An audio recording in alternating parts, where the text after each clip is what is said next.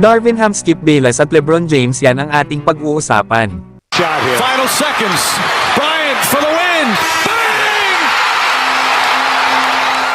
Darvin Ham, pinuri naman itong si LeBron James. Lalo at ito ang nagbantay kay Zion Williamson sa naging laban nila kanina sa New Orleans Pelicans. Naniniwala kasi si Darvin Ham na dahil sa ginawang ito ni LeBron James ay ito ang nagdala sa Lakers para kunin ang panalo sa Pelicans, na kung saan ay nasecure nila ang 8 seed at may twice to beat advantage nga sila para makapasok sa playoffs.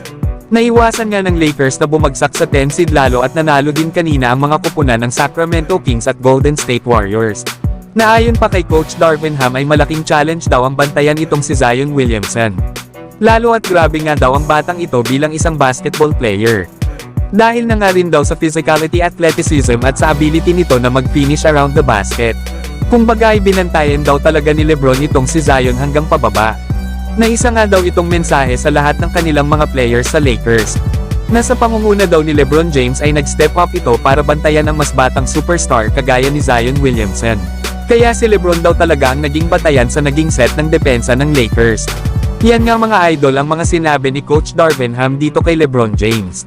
Paano ba naman hindi hahanga itong si Coach Darvin Ham sa ginawa ni LeBron kanina? Nalimitahan lang naman ni LBJ si Zion sa 12 points habang tumira lang ito ng 30% sa field. Pero para sa ibang mga NBA fans ay dapat daw magpatalo ang Lakers dito sa New Orleans Pelicans. Ito ay para daw iwasan ng Lakers itong Denver Nuggets. Alam naman natin na sila ang tumalo sa Los Angeles Lakers sa Western Conference Finals. At hindi nga lang basta pagkatalo ang ibinigay nila sa Lakers dahil sweep ang ginawa dito ng Denver Nuggets. Kaya marami sa mga NBA fans ang nagsasabi na dapat daw iwasan ng Lakers itong Denver Nuggets. At harapin na lang ang mananalo sa pagitan ng Sacramento Kings at Golden State Warriors. Dahil kung magagawa kasi ng Lakers na masecure ang 8 seed ay makakaharap nila ang OKC Thunder. Na kung saan ay 3-1 ang naging record dito ng Lakers ngayon sa regular season. Kumbaga ay nakikita ng mga NBA fans na may chance ang Lakers na makarating ng Western Conference Finals kung iiwasan nila ang Denver Nuggets. Lalo at na-sweep na naman sila ng Nuggets ngayon sa mga laban nila sa regular season. Hindi katulad ng sa mga laban nila sa OKC Thunder na denominate talaga sila ng Los Angeles Lakers.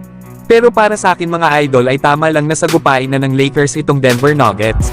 Dahil kung hindi nila magagawang malagpasan ang defending champion, ay walang karapatan ng Lakers na pumasok ng NBA Finals. Kaya no need na para sa Lakers ang iwasan ng kupunan nila Nikola Jokic at Jamal Murray. Lalo at para kay Skip Bayless na kilala bilang isang kritiko ni LeBron James. Ay himalang pumanig ito sa kupunan ng Los Angeles Lakers, na kung Lakers daw ang makakalaban nitong Denver Nuggets sa first round.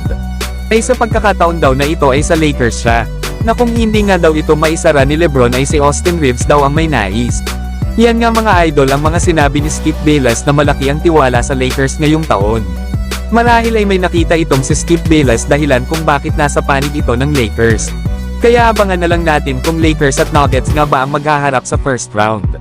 Samantalang sa naging post-game interview naman ni LeBron James, ay binigyan naman nito ng credit ang kanilang kupunan.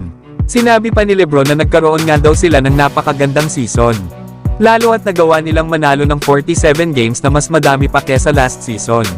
Para pa kay LeBron James ay maganda raw ang kanyang pakiramdam physically papasok ng postseason.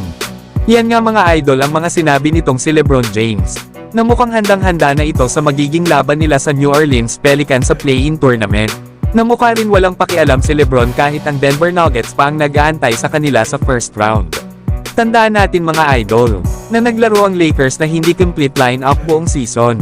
Kailan lang naman naglaro itong si Gabe Vincent, isa pa ay wala pa sa kanilang line-up sa ngayon itong sila Christian Wood at Jared Vanderbilt.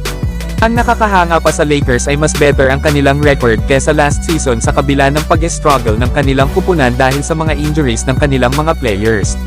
Isa pa ay wala ring trade na ginawa sila Rob Pelinka pero kita nyo naman nagawa pa rin ng Lakers na umabot sa 8 seed.